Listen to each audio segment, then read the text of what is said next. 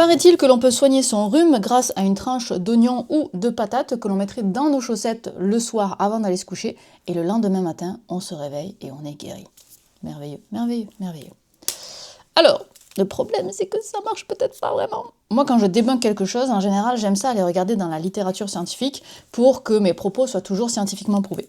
Le problème là, c'est que les scientifiques, ils n'ont pas testé ça. Donc, on ne peut pas se baser sur les études scientifiques, on va se baser beaucoup plus sur, pour l'instant, le bon sens, on va dire, et à défaut de mieux. Et si un jour, il y a une étude scientifique qui prouve que ça marche, eh bien, on changera d'avis. Mais pour l'instant, on n'a que le bon sens sur lequel se baser. Donc, prenons le cas de l'oignon. L'oignon, ce qu'on sait, c'est qu'il a déjà des effets sur nous. Quand on le coupe, il nous fait pleurer, et quand on le mange, il nous amène des vitamines. Donc, l'interaction entre l'humain et l'oignon, elle existe, il n'y a pas de problème avec ça. Donc pourquoi est-ce qu'on ne pourrait pas imaginer une interaction qui pourrait nous soigner aussi? C'est tout à fait envisageable, hein. La plupart des médicaments sont basés sur les plantes, donc ce n'est pas quelque chose de fou que de penser ça. Mais là, en l'occurrence, ça va être un petit peu plus compliqué.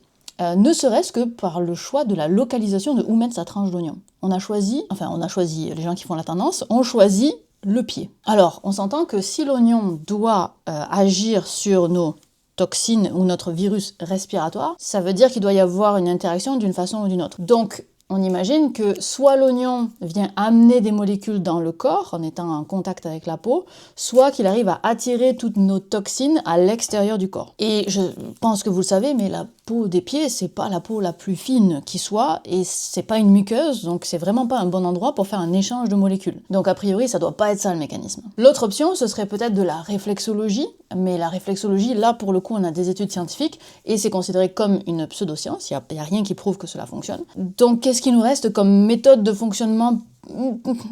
Bah, pas grand-chose. Ce qui est le plus envisagé aujourd'hui, ça va être plus un effet placebo, c'est-à-dire que parce qu'on a l'impression qu'on prend soin de nous, qu'on a vraiment fait quelque chose pour nous, pour aller mieux, eh bien c'est ça qui nous soigne, c'est l'effet placebo, qui fonctionne très bien, soit dit en passant. Donc si jamais vous n'êtes pas convaincu, bah, faites-le.